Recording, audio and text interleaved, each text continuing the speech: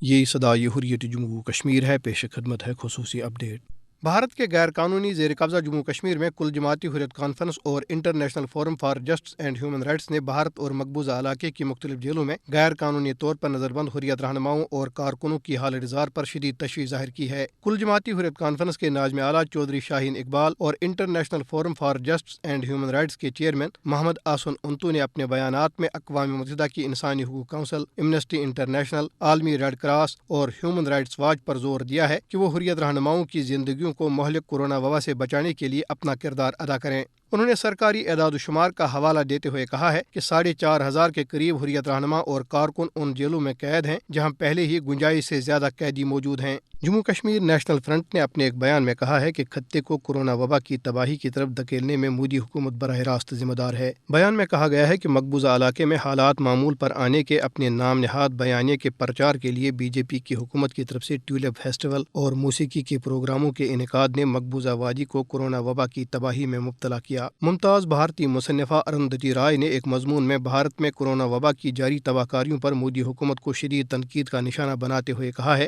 کہ جو کچھ لوگ دیکھ رہے ہیں وہ مجرمانہ غفلت نہیں بلکہ انسانیت کے خلاف گھناؤنا جرم ہے۔ برطانوی پارلیمنٹ میں کل جماعتی کشمیر پارلیمانی گروپ کی چیئرپرسن ڈیبی ابراہم نے ایک بار پھر بھارت کے غیر قانونی زیر قبضہ جموں کشمیر کے عوام کی حالت زار کو اجاگر کرتے ہوئے کہا ہے کہ مودی حکومت کی طرف سے 5 اگست 2019 کو جموں کشمیر کی خصوصی حیثیت کی منسوخی کے بعد سے ارکان پارلیمنٹ یا صحافیوں کو مقبوضہ علاقے کی صورتحال کا جائزہ لینے کے لیے وہاں جانے کی اجازت نہیں دی گئی ہے۔ بھارتی فورسز کے اہلکار دراصل وردی میں جنسی درندے ہیں جن کی حوث سے فورسز کی خواتین افسران اور اہلکار بھی محفوظ نہیں ہیں۔ رواں ہفتے کے شروع میں ایک سینئر افسر کی طرف سے جنسی طور پر ہراساں کیے جانے کے بعد بھارتی ایئر فورس کی ایک خاتون پائلٹ نے اس حوالے سے مقبوضہ جموں کشمیر کی ہائی کورٹ میں عرضداشت دائر کر دی ہے۔ گزشتہ برس دسمبر میں بھی بھارتی فوج کے ایک کرنل کے خلاف اتر پردیش میں دوست کی روسی نژاد بیوی سے زیادتی کرنے کا مقدمہ درج کیا گیا تھا۔ بھارتی شیطان صفت فوجی مقبوضہ جموں کشمیر میں عصمت دری کی غیر انسانی اور وحشیانہ کارروائیوں میں بھی ملوث ہیں۔ کشمیری خواتین کو بھارتی فورسز کے ہاتھوں جنسی تشدد کی وجہ سے صدمے کی